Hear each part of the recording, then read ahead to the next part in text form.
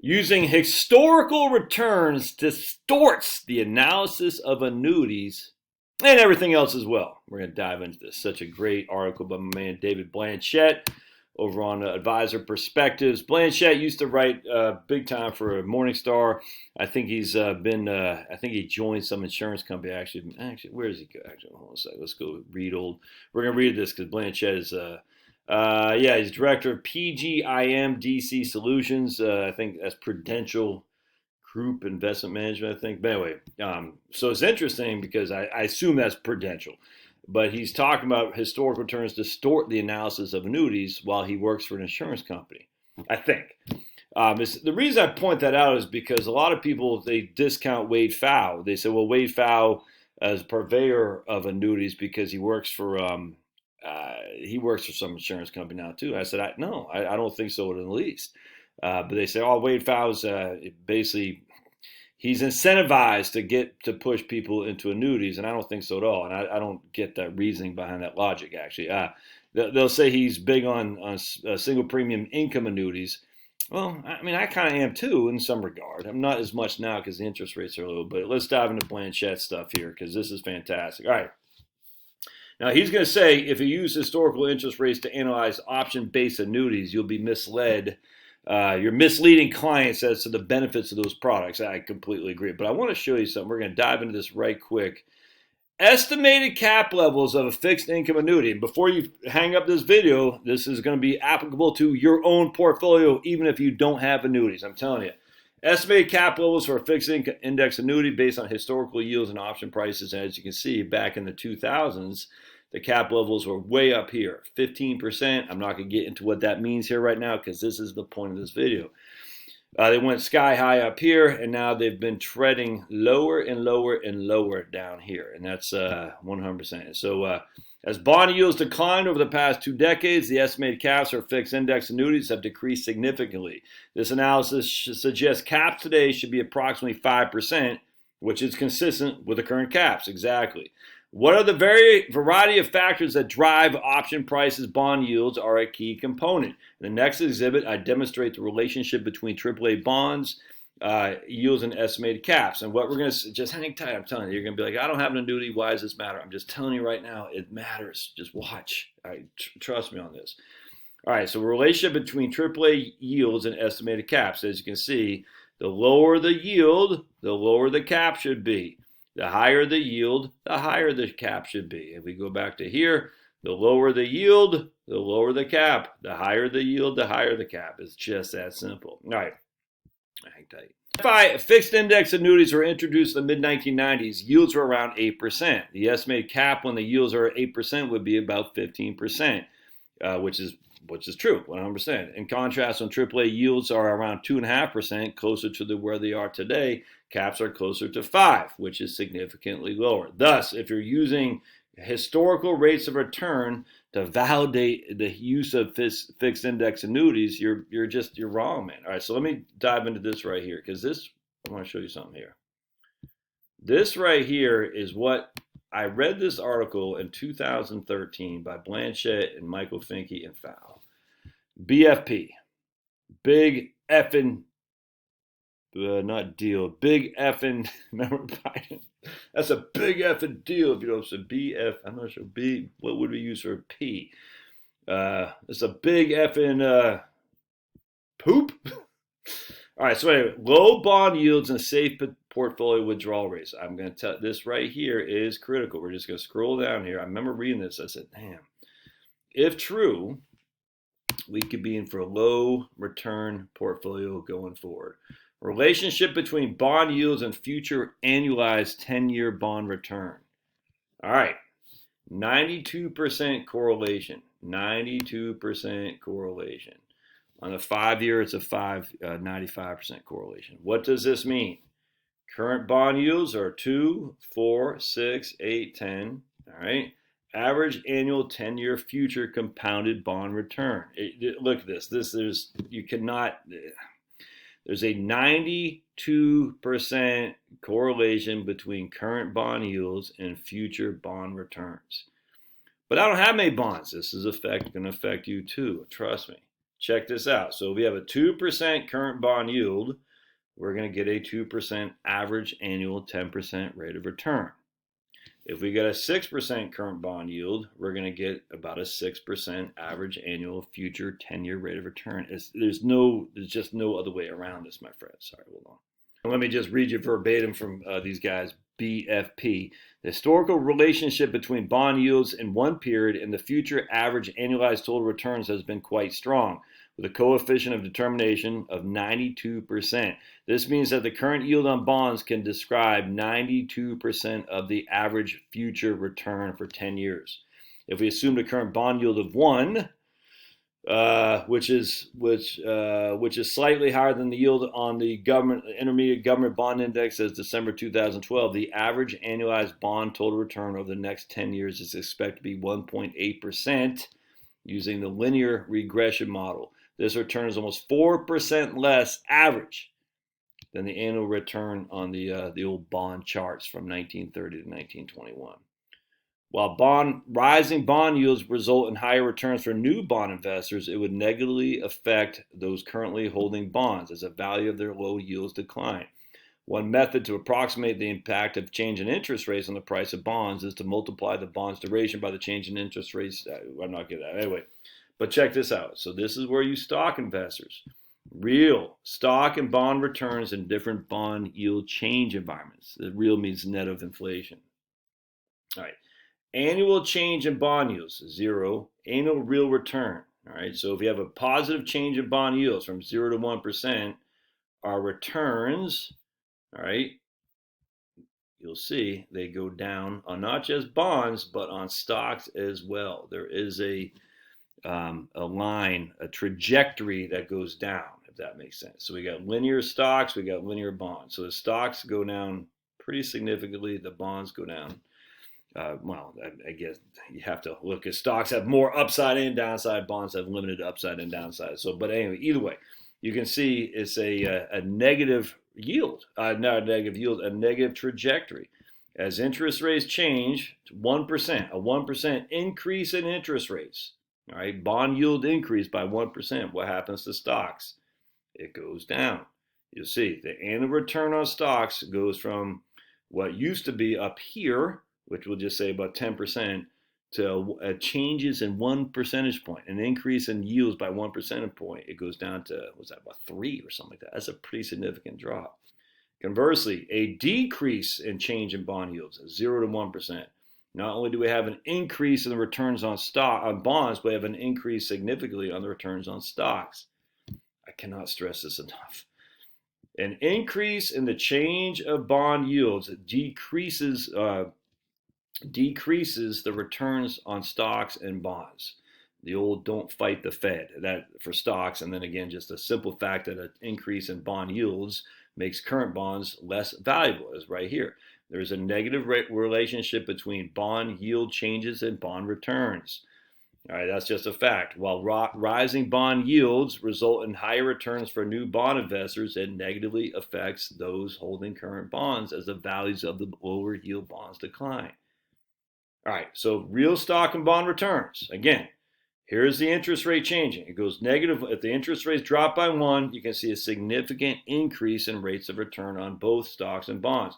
Interest rates go up by 1, you can see a significant decrease in returns on both stocks and bonds. All right. And so if we go down here, I want to show you something. The vast majority of models used to determine sustainable withdrawal rates from a portfolio use a single set of long-term values, returns, standard deviations, correlations for the entire simulation. The values are either historical or forward-looking. The obvious problem with this approach is that it assumes that an investor is able to achieve an equally likely over the entire return over the entire retirement period. In other words, the returns from one period to another do not show momentum or serial correlation. While this generally may be the case for equities, it's not the case for fixed income. While the average annual arithmetic return on government bonds from 1930 to 2001 was 5.5%, the interest rate available on such government bonds today, this is written in 2013, was 2, which is 3.5% lower than historical average. An analysis that assumes an average bond return of 5.5 in the first year will significantly overestimate early retirement portfolio returns. This is crazy. This is a side note kind of, but the historical returns on U.S. stocks have been considerably higher than the equity returns of other countries. For example, DMS, Timpson, Marsh, and Stanton found that the average annual inflation geometric compound return of U.S. stocks from 1900 to 2011 was 7.26%. In contrast, the average return on equities in France was 3.06%. 4.24 for Switzerland, and 5.33 for the UK. While it is impossible to determine whether or not equities in the US will continue to outperform other countries, in order to be conservative, the forecasted equity return is reduced in the model. So basically saying, look, we were the exception to the rule. All right. So I want to show you something else here. So let's go to daily. We're going to hit the daily treasury. So remember, this guy was written right here, January 21st, 2013. So what we're just going to do is we're going to go back to daily treasuries, and we're just going to say in 2013, we had a 20 and a 30-year government bonds, guaranteed bonds at 2.63 and 3.04. So in 2013, if you locked in a 20, we'll just say a 10-year government bond for simplicity, a 10-year government bond at 1.86, you could get 1.86% on your money. Guaranteed, no risk, because the government cannot go bankrupt. If you locked in a 30-year bond, it would be 3.04. All right, so let's go to Portfolio Visualizer, and we're going to use a BIV. So bear with me a second. So here's BIV, the Vanguard Intermediate Bond Index Fund. Bond Index Fund. All right, so let's see what it consists of here. Holdings. We're going to use this as our proxy. And right here it holds a bunch of, let's see if it gives us a breakdown. Hold on a sec. All right, so here's the holdings of BIV. It's 58% in government and 41% in corporate bonds, if that makes sense. So basically 60-40 government to corporate bonds. We're going to use this as our proxy. All right, we're going to go back to Portfolio Visualizer. And what did BIV do from 2013 to the end of, I'm not sure what the end of, probably the end of last month. I'm not sure if they got September on here. Because remember, if we're going to go back to the chart here, it says there's a 92% correlation on that right here. Current bond yields, 92% correlation on future average 10-year returns. And we looked at the daily treasuries, and we had current bond yields on government bonds between 2 and 3% basically. That's on government bonds. So that's not including any corporate, but let's just get a gander of what that BIV did, which is 40% corporate bonds. Go to 2013 to September. There you go, sweet. Our compounded annual growth rate was 3.22. Look at that. So we go back to treasuries, 2.66. I want to actually, what is the, let's go back to Schwab and see what the average holding date is on this. Average maturity, 7.3. So with corporate bonds and the 40% corporate bonds in an intermediate type bond fund, basically getting about we'll say 1.5 to 2% on the average rate of on the yield, but then you're adding some risk to corporate bonds. They'll give you a higher rate of return with more risk for sure. But look at this, 3.22%. Again, almost identical to what you'd expect in a fund that has an average maturity of 7.5 years with 60% government and 40% corporate. So let's look at even a different fund. The Vanguard Intermediate Term Treasury Fund, which is going to be 100% in government bonds, VFITX. And let's go to the portfolio here, shall we? And let's see what it's got. It should be all 100% government bonds. Intermediate term, probably 7 to 10 year treasuries. Let's see. So we got 100%, right here, 100%, 98.9% government bonds, all right? And the average maturity is going to be about 5.5 years, all right? So let's go back to the daily treasuries, 2013. We got 1.25 to 1.86 is the yields at that point on 5 to 7 or 7 to 10 year bonds. And what we're going to see here, go to Portfolio Visualizer. We're going to put, did I put it in here yet? Yeah. And let's see what it gave us. 2.15%. 2.15. I mean, just you see the correlation there, man? It's crazy. The correlation. We look at the duration, so the change in interest rates is will reflect the increase or decline right here. The duration is 4.94, so basically 5 duration for every 1% increase or decrease in interest rates. The price of the bonds will go up or down correspondingly. I mean, look at that, man. I mean, so they got basically 20% of the bonds, about 45% of the bonds in short to midterm, or 5 to 10 years, basically.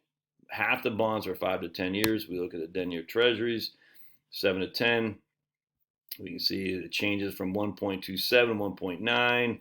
It goes down. Oh, and then it goes back up. It goes down. Yeah, you can see these bonds are turned over. The point being is that if you're using anything that reflects historical rates of return to project in the future, you're just wrong. You're wrong. It's don't do that, because I cannot stress this enough. The interest rates and whoa, real quick, one of the reasons why the stocks did so well is because the bonds went down. I cannot stress this enough, man. As the interest rates went down, the price of stocks goes up. As the interest rates go down, the price of bonds go up.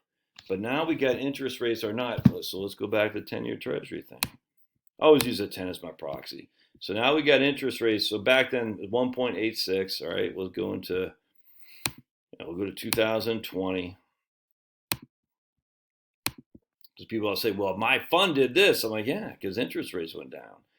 What was it? 1.8. Look at that. 1.88, 1.88, 1.88, 1.6, 1.5. What? 1.3, 1.1, 1.74. What?